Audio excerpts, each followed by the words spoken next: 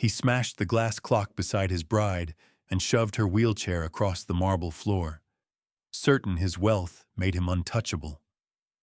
He thought she was trapped, weak, and utterly alone, but he never noticed the two figures running on the fog-soaked beach below, a Marine and his K9 partner. The dog froze.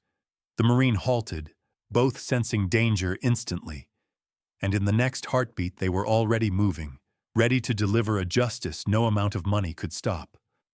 Before we begin, tell us where you're watching from, and please subscribe for more. Evening fog rolled in from the Pacific, brushing the La Jolla coastline with a muted violet haze that softened every edge of sand and stone. Below the cliffs, where luxury villas clung like glass shells, Ronan Walker kept a steady pace along the hard, wet sand. He was 36, a Marine whose life had carved him into lean lines and weathered strength. His face bore the quiet ruggedness of a man who had seen war reshape both land and soul. Short, dark hair, a squared jaw dusted with coarse stubble, and eyes the color of deep green seawater gave him a presence that felt both grounded and dangerous. Years of deployments had taught him discipline, restraint, and the heavy cost of choosing to defend others. At his side ran Odin, a 7-year-old German shepherd with thick black and tan fur, a scar tracing one shoulder, and the alert posture of a retired military working dog. Odin had served with Ronan through dust storms in the Middle East and bitter nights in frozen mountain passes. Though officially off-duty, the dog still moved like a soldier, scanning scents, reading the wind, and syncing his rhythm to Ronan without hesitation. They were bonded by survival, by instinct, and by the unspoken language formed on battlefields where hesitation could mean death. High above them, light spilled from an upper villa like a golden wound in the fog. On the other side of that glowing window sat Willa Johnson, 29, slender, pale, and delicate in a way that came not from weakness, but from years of disciplined artistry. Before the accident, she had been a rising ballet dancer, the kind whose movements lived between grace and gravity.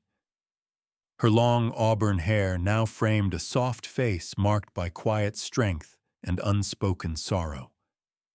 Her posture in the manual wheelchair revealed discipline in her shoulders, yet grief in the subtle downward tilt of her neck. The crash that stole her legs had not broken her spirit, but it had left her vulnerable to the wrong kind of man. Trevor Vance paced the villa behind her, tall, broad-shouldered, immaculately dressed in a tailored navy suit. Trevor looked like every magazine's version of success. His hair was sandy blonde and perfectly kept, his jawline sharp enough to suggest power, and his smile practiced for boardrooms and charity galas. But tonight, his eyes burned with impatience, irritation, and the inflated pride of someone far too accustomed to obedience. He had grown up wealthy, groomed for perfection, shielded from consequences. People who challenged him were removed. People who obeyed him stayed. Willa had once mistaken that confidence for stability. She now knew better. Trevor was annoyed with the staff, the floral arrangements, the lighting, even the slightest imperfection in the plan for tomorrow's rehearsal dinner. His anger rose like heat in the sterile silence of the villa. A young house assistant named Marco stood trembling beside a bar cart, his hands tightening around a tray of champagne flutes. Marco was barely 20, slight in build, with olive skin and nervous brown eyes, the kind of young man who worked extra shifts to support his parents and never talked back to a guest. Tonight, his fear was palpable. Trevor lifted a glass clock from the table, studied it, and scoffed at a non-existent flaw. His fingers tightened. Without warning, he hurled it against the wall beside Willa. The violent crack echoed through the room, shards raining onto the marble floor like splintered stars. Willa flinched hard. Marco gasped but dared not move. Trevor straightened his tie, unfazed, smug in the belief that nothing he did could ever be challenged. Below on the beach, Odin stopped mid-stride. His ears shot forward, tail lowered, muscles tightening into a single sharp line of tension. A deep rumble vibrated through his chest, not loud, but primal. Ronan halted. He knew Odin's signals better than he knew the sound of his own heartbeat. This was not curiosity. This was threat. Ronan looked up toward the glowing villa. The fog obscured most of the view, but something in the atmosphere had changed. The dog felt it first. He always did. Above, Willa steadied her trembling hands on the wheels of her chair. She tried to speak, tried to calm Trevor, but the effort only seemed to irritate him more. Trevor stepped toward her with slow, controlled movements, the kind that made the air around him feel thinner. He leaned closer, the coldness in his expression tightening into something harsher. Her wheelchair sat angled near the edge of the bar cart. With a swift shove, Trevor pushed it aside. The wheels scraped loudly across the marble. Willa gasped as she struggled to keep her balance. Marco took a step forward as if to help, but Trevor's glare froze him in place. Marco was the kind of young man who wanted to act bravely but had spent too many years learning that people like Trevor crushed anyone who stood in their way. He hesitated, palms sweating, heart pounding. Ronan scanned the villa again. The moment stretched, a thin wire ready to snap. Odin took 2 steps toward the cliffside, nose raised, growl deepening. Something was wrong. Ronan felt the pull in his gut, that instinct honed from patrols where a single misread detail could cost a life. He inhaled the cold, salt air and made a decision. Up in the villa, Trevor rounded on Willa again, frustration tightening every line of his posture. He grabbed a stack of invitations off the table and tossed them into the air like confetti. Paper fluttered around her in a cruel storm. Willa's breath hitched. A small shiver crept through her limbs, not from physical pain, but from the familiar dread building in her chest.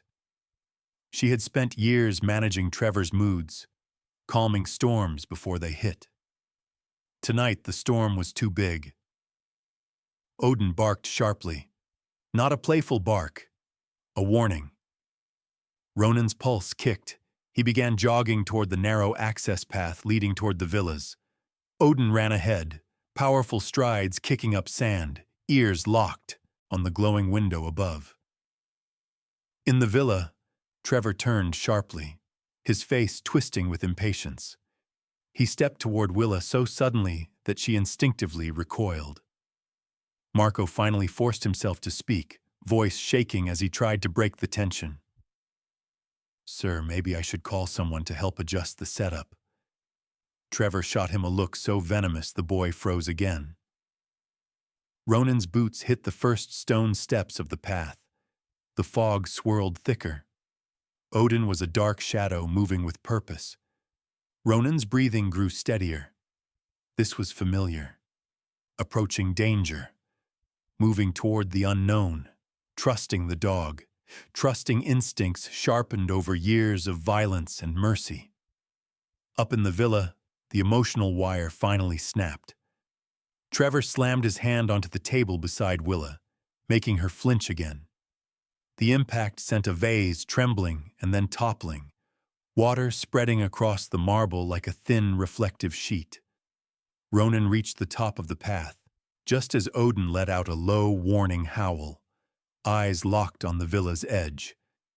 Something inside that room had crossed the line. Ronan felt it. Odin smelled it. And both of them moved as one. The fog thickened as Ronan reached the top of the slope, the air colder and sharper against his skin. Through the wide glass window of the villa, he saw Trevor gripping Willa's shoulders. Her delicate frame trembled beneath his hands as she tried to twist away, but had nowhere to go. The wheelchair lay knocked over near the polished bar, its front wheel still spinning. Trevor bent down with a grimace carved into his face, a rage-fueled distortion that made him look far less like the polished businessman he pretended to be, and far more like a man who had spent too long believing he owned the world around him. Ronan's jaw tightened. Odin's growl vibrated from deep in the dog's chest, a warning that snapped Ronan fully into the decisions he had been trained to make in the split second between danger and disaster. Trevor's hand rose again, fingers curled as if prepared to strike not in anger but in twisted entitlement. Ronan took 3 steps back on the terrace to gain momentum, then launched forward. His elbow crashed through the lower corner of the glass panel. Not a full shatter, just enough to break the structure. The window spider-webbed outward, and with Odin beside him, Ronan drove his shoulder into the weakened surface. The glass gave way. He landed in a low stance on the smooth marble floor as shards scattered around his boots. Trevor spun, startled, his expression morphing from fury to disbelief, then to a panicked kind of rage. He lunged forward without thought, swinging wildly. Trevor might have been strong, but he was untrained. His punch telegraphed easily, and Ronan stepped inside it, sliding his forearm under Trevor's elbow and twisting sharply. Years of marine close-quarters combat shaped Ronan's movements into efficient arcs. Trevor's body bent, momentum stolen, his wrist pinned. With a controlled redirect of force, Ronan pushed him down onto the couch's edge. Trevor fell with a choked sound, face red, hair disheveled from the sudden loss of control. Odin entered through the broken panel a moment later. The 7-year-old German shepherd kept his body low but ready, eyes bright with focus. He positioned himself between Trevor and Willa, baring his teeth in a silent snarl that throbbed through the room like a living shield. Willa held herself upright with trembling arms, her breath ragged from fear that had lived too long under her skin. Her auburn hair clung to her cheek, and a bruise already began forming beneath her left eye from where she had been shoved. Her hands pressed into the marble floor as she tried to pull herself back toward the overturned chair. The shock in her brown eyes wasn't disbelief at Ronan's sudden arrival. It was relief mixed with terror, a desperate anchor thrown to her at the moment she had been sinking. Footsteps echoed from the hallway. Someone was running. The door swung open, and a man in his late 50s entered. He wore a crisp charcoal suit and carried himself with the air of someone used to maintaining control in chaotic situations. His name was Leonard Briggs, the hotel's general manager. He was tall, silver-haired, with steady gray eyes that had seen tantrums from billionaires, scandals from celebrities, and more than enough entitlement from guests who thought their money exempted them from manners. Leonard's posture stiffened when he saw the broken glass, the scattered champagne flutes, and Willa on the floor. Behind Leonard, a housekeeper peered nervously inside. Her name was Sarah Holt, a 42-year-old woman with warm olive skin, short, curly, dark hair, and the soft tiredness of someone who had worked long shifts for many years. Her expression was one of concern, the kind a mother might show when worried but powerless to intervene. She stepped further into the doorway before stopping herself, clutching a folded towel to her chest as if holding a shield. Trevor seized the moment like a lifeline. "Help me, Leonard. He attacked me. Look what he did." His voice rose into a dramatic tremor, and he pointed at Ronan as though he were a criminal caught mid-act. Leonard blinked, assessing quickly.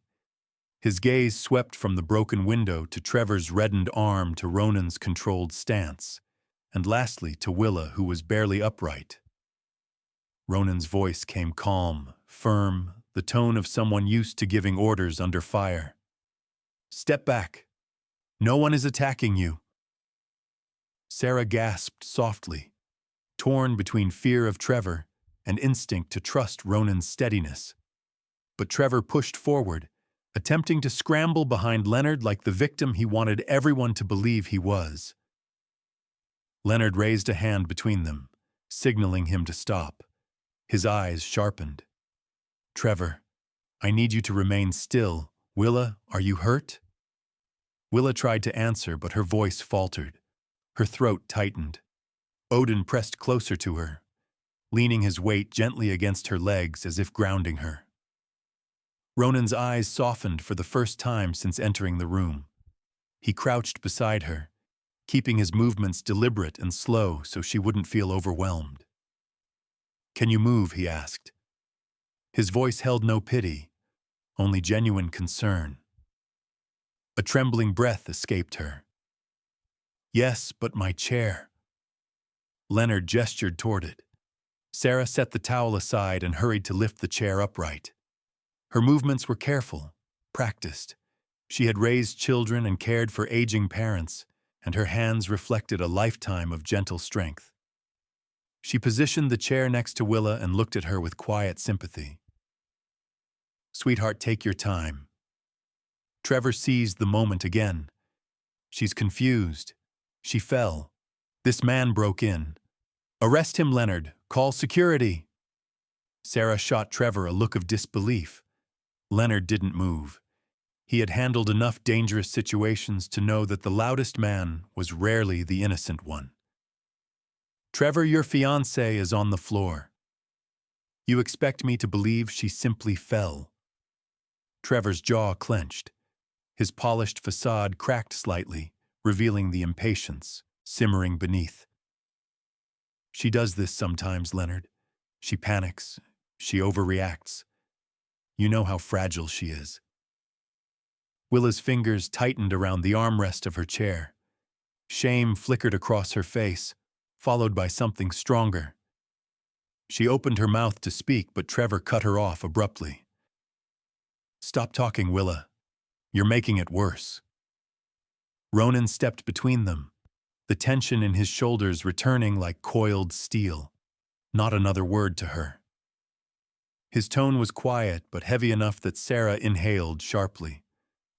Leonard looked at Ronan with a mixture of caution and curiosity. "Sir, I need you to tell me exactly what happened." Ronan didn't blink. "I heard distress from outside.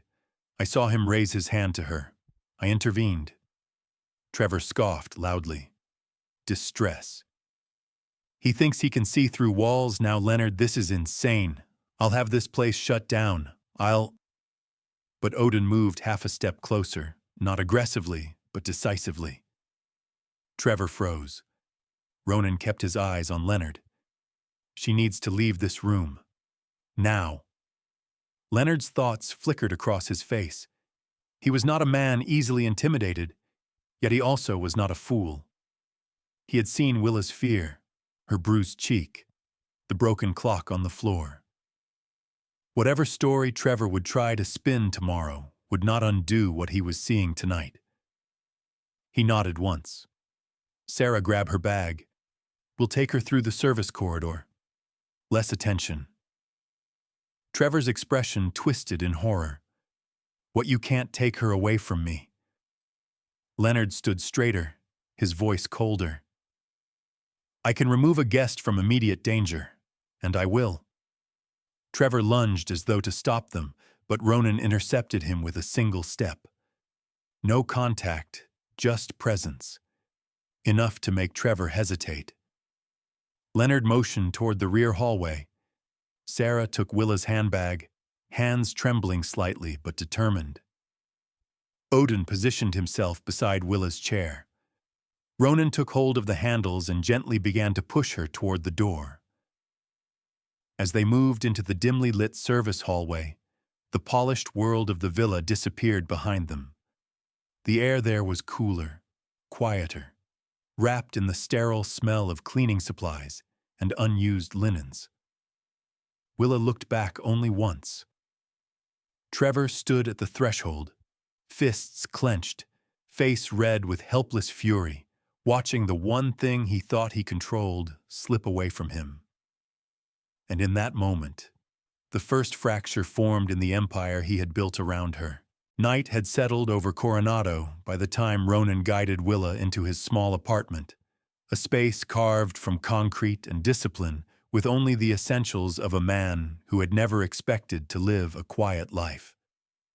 The single lamp on the table cast a warm but modest glow, revealing the Spartan furniture, neatly folded blankets, and a wall shelf stacked with Marine training manuals and a few faded photographs from deployments long past.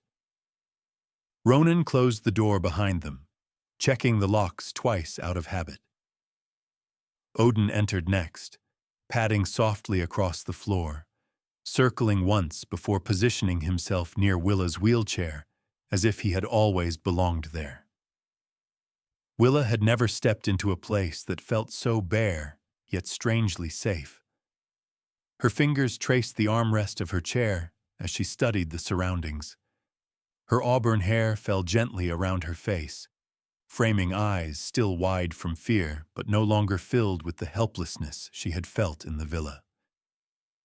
She inhaled deeply, steadying her breath as Ronan, kneeling beside her, began inspecting the bent front wheel of her chair.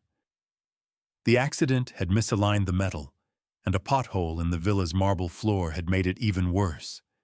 He worked with the careful precision of someone repairing a rifle bolt, using tools from a small kit kept in a drawer with military neatness. Each turn of the wrench seemed to focus him, grounding both of them. Willa watched him work in silence before speaking, her voice soft and tinged with something deeper. I wasn't always like this. I wasn't always trapped. Ronan looked up, not with pity but with attention. The kind of listening that wasn't intrusive but firm. Go on, he said. Willa folded her hands together, knuckles pale from tension. I was a dancer.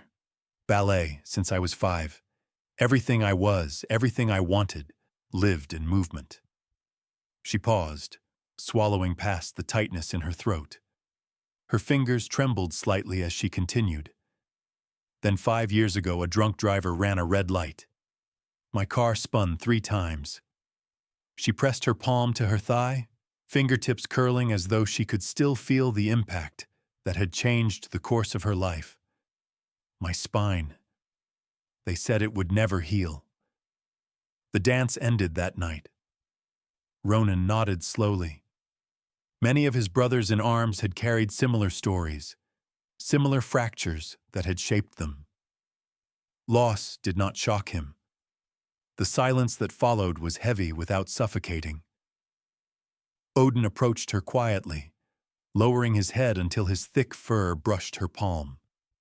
She let out a small breath, easing her hand into his fur. The dog's warmth calmed something deep inside her, something that had been trembling long before Trevor's hand had ever risen. Ronan adjusted the final bolt on her chair and spun the wheel, straight and smooth. Good as new, he murmured. When he stood, Willa looked at him with gratitude mixed with a grief she tried to hide. Trevor found me during recovery, she admitted. He looked like a hero then. He pushed everyone else away, told them I needed focus, rest. She closed her eyes. But really, he wanted me to need him more than anyone. He liked that I had nowhere else to go. Ronan didn't respond right away. He understood the way predators found the wounded. He had seen it too often overseas, in villages where power shaped everything. And he saw it here, in the wealthy man who used charm like a weapon. A sudden vibration against the window broke the moment. Odin's ears shot up. Ronan moved toward the window and parted the blinds just enough to see headlights sweeping across the street. A black SUV idled near the curb. The vehicle was large, polished, and out of place in this quiet neighborhood. The tinted windows reflected only the streetlights, giving nothing away. Ronan's shoulders tensed. He had seen that car once before, in photos of Trevor's company gala. He reached for the lights and switched them off. "Stay quiet," he muttered.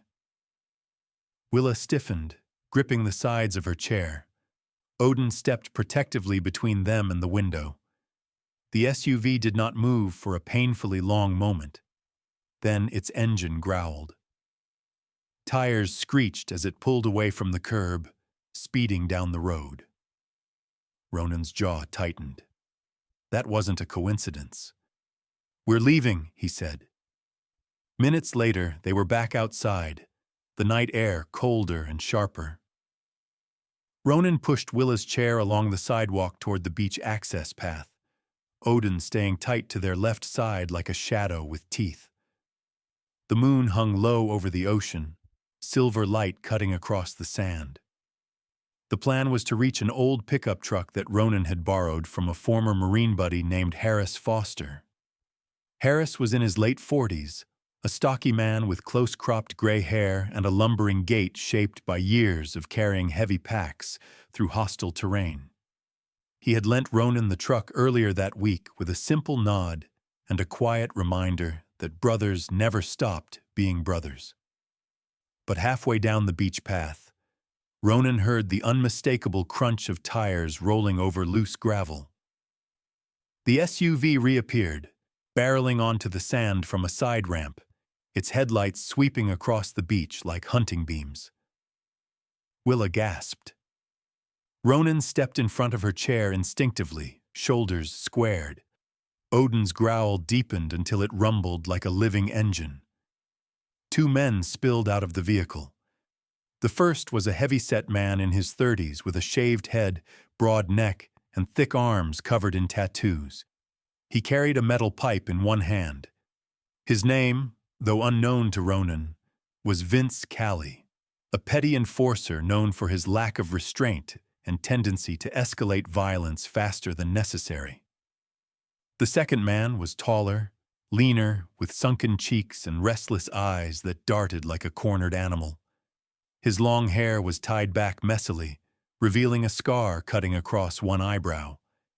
His name was Quinn Marks, once a minor league boxer whose career ended after a broken nose that never healed straight and a tendency to throw punches off adrenaline rather than strategy.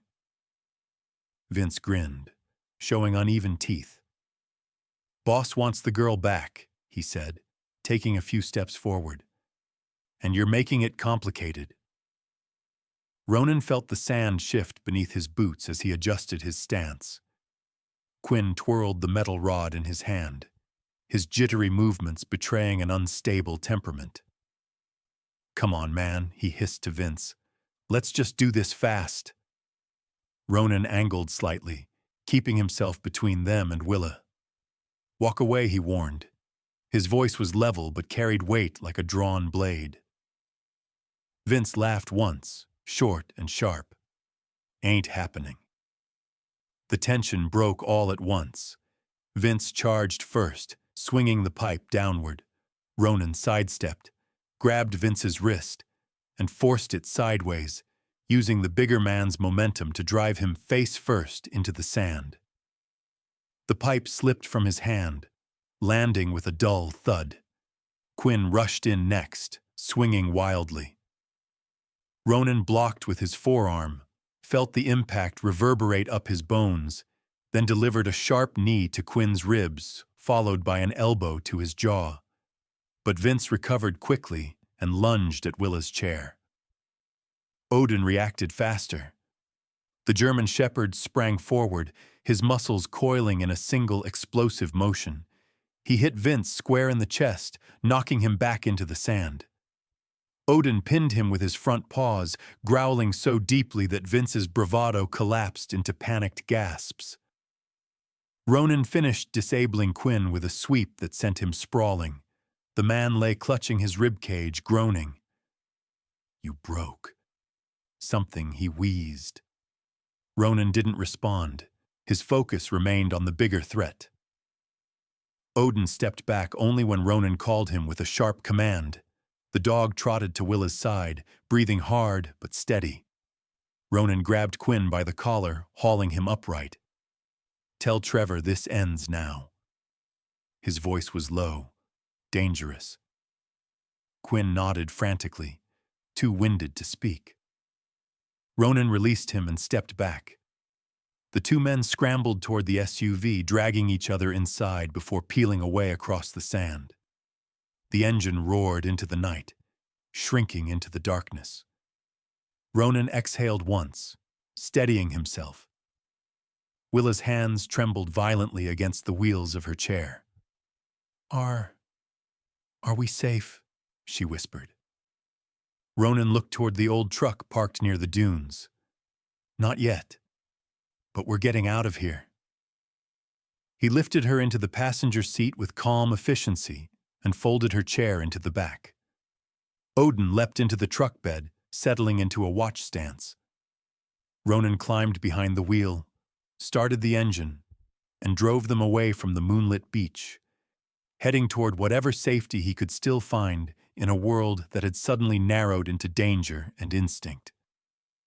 Tonight had crossed a line that none of them could return from. Morning light filtered weakly through the blinds of the modest safe house apartment, where Ronan, Willa, and Odin had spent the last turbulent night. The air was heavy with a fatigue that none of them had slept long enough to shake off. Ronan sat at the edge of the sofa, boots on, elbows on his knees, head lowered in alert contemplation. He never rested fully when danger pressed close, and right now danger seemed to circle them like wolves in the fog. Odin lay near the door with his head resting between his paws, yet his golden eyes remained open, scanning every slight movement or distant sound. Willa sat in her wheelchair near the window, the morning sun touching the bruise on her cheek. Her auburn hair was tied loosely behind her, and though her face carried exhaustion, her posture held something new, a glimmer of resolve. For the first time in years, she was beginning to feel the shape of her own voice returning. She held the small recorder in her hand, tracing its rough plastic edges. This tiny object had become her shield, her witness, her proof. Ronan was about to speak when Odin's head lifted sharply. A low growl hummed in his chest like a warning drum. Ronan straightened immediately. A knock sounded at the door. 3 firm, measured strikes. Not frantic, not impulsive, professional. Ronan moved quietly toward the door, keeping his body positioned between the knock and Willa. He glanced through the peephole. 2 uniformed officers stood outside.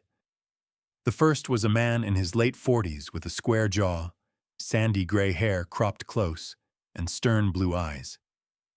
His nameplate read, Sergeant Nolan Reed. He looked like someone shaped by decades of fieldwork, the kind of officer who carried the weight of too many calls and too many lies, but who hadn't lost his moral center. Beside him stood a younger officer, a woman in her late 20s named Officer Karen Myers, with short dark hair tucked neatly under her cap, sharp, observant eyes, and a calm posture suggesting she knew how to de-escalate tension before it erupted. Ronan opened the door only halfway. "Morning, officers," he said cautiously. Sergeant Reed lifted his chin in greeting. "Sir, we received a welfare call regarding Miss Willa Johnson. We need to check on her well-being and confirm her safety." His tone remained level, professional, not yet suspicious nor trusting. Behind them, a figure stepped into view, Trevor Vance. Willa gasped involuntarily. Ronan's jaw clenched. Trevor looked significantly worse than the night before. His perfectly styled blonde hair was disheveled, dark circles underlined his eyes, and his designer shirt, white with silver buttons, looked wrinkled, as if he hadn't slept. His right arm remained in a sleek black medical sling, and yet his expression radiated the smug self-assurance of a man who still believed the world revolved around him. If anything, his disheveled appearance made him look even more manipulative, like a grieving fiancé desperate to save his beloved. "Officers, thank you for responding," Trevor said in a voice dripping with performance. He stepped closer but remained behind the police line. "I'm just worried sick about her. She's not well. She's confused and vulnerable, and this man has misled her." Ronan gripped the door tighter but didn't say a word. Sergeant Reed raised a hand to quietly silence Trevor. "Sir, please remain back while we speak to Miss Johnson." Trevor forced a pained, trembling expression, his blue eyes glistening with fake anguish. "Of course," he murmured. "Anything for Willa." Willa felt her pulse racing. She had spent years folding beneath Trevor's voice, shrinking beneath his manipulative grief. But today something different stirred in her chest. Anger, control, truth. Sergeant Reed addressed Ronan again. "Sir, we need to speak with her alone." Ronan stepped back, allowing the officers in. Odin stayed exactly where he was, planted firmly between Willa and Trevor. Officer Myers observed the dog cautiously, but noticed the calm, deliberate posture. Protective, not aggressive. Willa lifted her chin.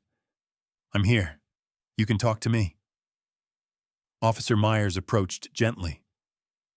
"Miss Johnson, we received a call that you may be experiencing emotional distress or being held here against your will. Is that true?" Willa's breath shook, but her voice did not. "No. I came here because Trevor attacked me." She touched her cheek, the bruise still faintly purple. "He threw something at me and hit me. Then he kicked my wheelchair." Sergeant Reed's eyes hardened slightly. "Is there evidence? Proof? Any recording?" Willa raised the black recorder like a declaration. "Yes, all of it is here." Trevor's smooth voice cracked. "Willa, darling, you're confused. That man has poisoned." Odin's growl sliced the air like a blade. Trevor jolted back 2 steps, clutching his sling tighter. Officer Myers gestured firmly. "Mr. Vance, stay outside." Willa continued, stronger now. "He hired men to attack us on the beach last night. 2 of them tried to drag me away. Ronan fought them off. Ronan didn't add anything. He didn't need to. Willa's truth was enough." Trevor's mask slipped. His jaw clenched and his eyes narrowed. "She's lying," he spat. Sergeant Reed turned toward him sharply. "Sir, step back." Trevor ignored the order. He lunged forward, shoving past Reed, reaching toward Willa's arm. "Come here," he snarled. "We're leaving." That was the final mistake. Odin launched forward with explosive precision, not wild, not chaotic. A perfect K9-trained apprehension bite, jaws locking around Trevor's good arm, the one reaching for Willa. Trevor screamed, stumbling backward as the officers froze for half a heartbeat. Ronan snapped a sharp command. "Out!" Odin released instantly and retreated beside Willa, muscles still tensed, but obedient. Trevor staggered, clutching his arm, eyes burning with rage and humiliation. "Arrest him!" he screamed at the officers. "Arrest the dog! Arrest all of them!" But the apartment doorway filled with a new presence. A tall, lean man in an immaculate charcoal suit stepped into view, holding a leather briefcase and exuding the intimidating calm of someone who had ended boardrooms and political careers with nothing more than a raised eyebrow. His silver hair was swept neatly back, and thin-rimmed glasses rested on his angular nose. This was Elias Thorne, the Johnson family attorney for generations. He carried the air of a dignified predator, elegant yet dangerous in the way only powerful lawyers could be. "Good morning, officers," he said with a voice smooth as glass. "My name is Elias Thorne, legal counsel for Miss Johnson." Trevor froze, color draining from his face. Elias. Elias regarded him with cold, surgical precision. "Mr. Vance, your performance ends here." He handed a folder to Sergeant Reed. "Inside you will find evidence of Mr. Vance's financial misconduct, including embezzlement, coercion, and hiring individuals with criminal records to intimidate Miss Johnson. The evidence is substantial and damning." Sergeant Reed opened the folder and scanned the documents. His expression hardened. Elias continued calmly. "Miss Johnson has chosen to dissolve the engagement. She has also granted me full authority to lock her trust and all associated accounts, effective immediately." Trevor's voice cracked. "You can't do this. I already have," Elias replied. Sergeant Reed stepped forward. "Trevor Vance, you are under arrest for assault, filing a false report, and suspected involvement in conspiracy to commit harm." His cuffs clicked sharply. Trevor's face twisted with rage and disbelief as the cold metal closed around his wrists. Willa exhaled a trembling breath. Odin pressed against her leg as if anchoring her back to the world. And for the first time, Trevor Vance realized he had lost everything. The sky over North Island Naval Air Station was painted in the pale gold of late afternoon, the kind of light that made metal gleam and shadows stretch long across the tarmac. Military aircraft rumbled in the distance, their engines vibrating through the concrete like a living heartbeat. Willa sat in her wheelchair near the edge of the marked safety line, her hands resting lightly on the armrests, watching the controlled chaos of Marines moving between equipment trucks and flight crews. The air smelled of jet fuel, sea breeze, and something heavier. Farewell. Ronan stood a few feet away, his silhouette sharp against the fading light. He wore his Marine fatigues now, the uniform fitting him with the natural ease of a man defined by service. Broad-shouldered and lean, every line of him felt carved from discipline. His normally unshaven jaw was clean today, the strong, angular lines of his face revealing the slight threads of silver beginning to touch the sides of his short brown hair. His eyes, steel gray with a hint of something deeper, held a focus that only intensified when duty called. That focus was there now, unmistakable. Odin stood beside Willa, his thick fur brushing her leg. The 5-year-old German shepherd was powerful and broad-chested, with dark sable markings and intelligent amber eyes that never stopped evaluating the world around him. The dog had been restless since stepping onto the base. He sensed something shifting, something coming that he couldn't name but could feel in his bones. Every few seconds he would press his head against Willa's knee or glance toward Ronan, as if trying to understand why the air felt different. Willa looked dramatically different from the terrified woman who had fled the villa days earlier. Her bruise had faded to a pale shadow.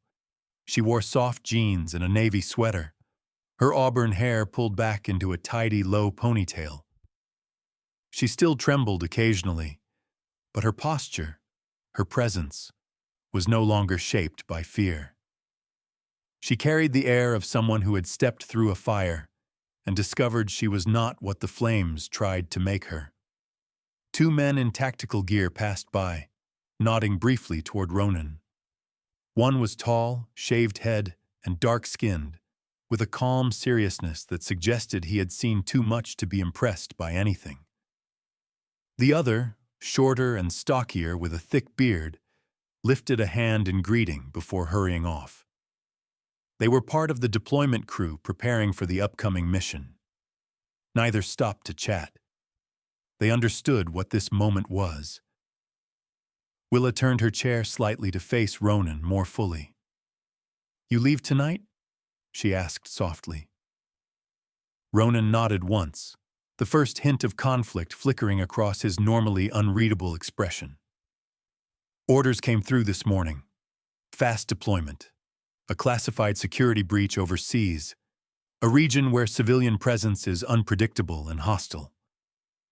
His voice stayed steady, but the weight behind it tightened his jaw. And it's not a K9-permitted environment. Odin can't come. Odin's ears twitched, catching his name. He pressed closer to Willa again, almost leaning his weight against her wheel as though anchoring himself to her. Willa swallowed. What? What happens to him then? Her voice carried more worry than she expected. She reached down and brushed her fingers against Odin's thick ruff.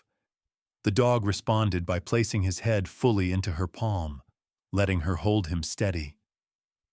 Ronan's eyes softened almost imperceptibly. He needs a handler, someone he can trust, someone he's chosen. That last part hung in the air like a verdict. Willa blinked, startled. Me? Ronan didn't smile. His expressions rarely moved that way, but something in his gaze warmed.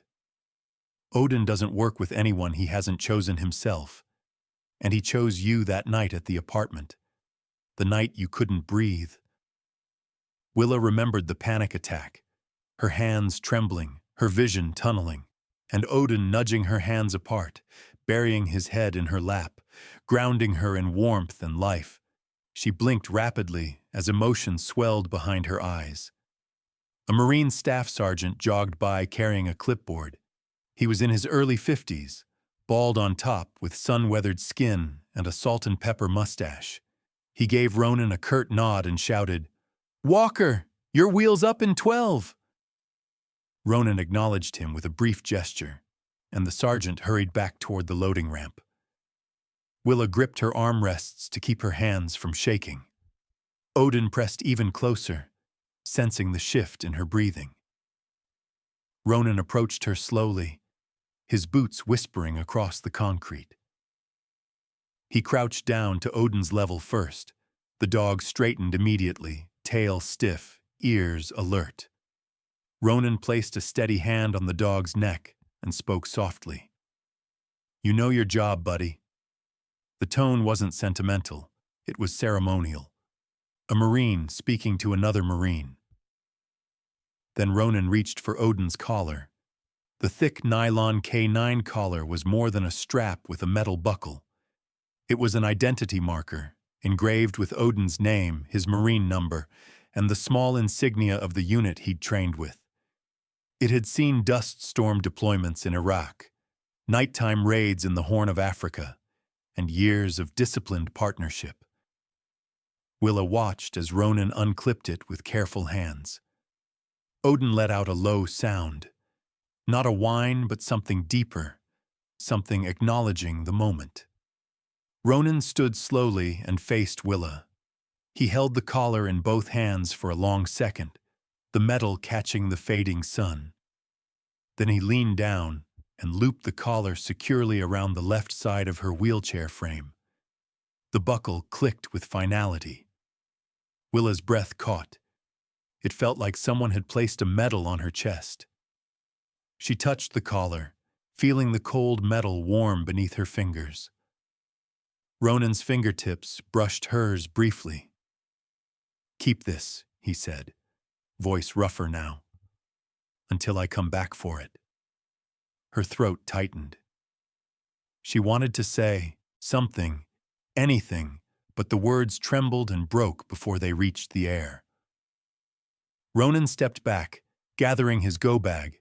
The heavy engines of the C-17 roared louder as flight crew signaled final checks. Odin whined once, a low, aching sound. He pressed his body against Willa's wheelchair, as if anchoring himself to her. Willa reached down, threading her fingers into his fur. Odin leaned into her touch. Ronan hesitated for the briefest moment, his eyes scanning her face, the collar, the dog at her side, as if imprinting the image into memory. Then he turned and walked toward the aircraft ramp. His steps were steady, purposeful, a soldier returning to the world he belonged to. The ramp began to lift.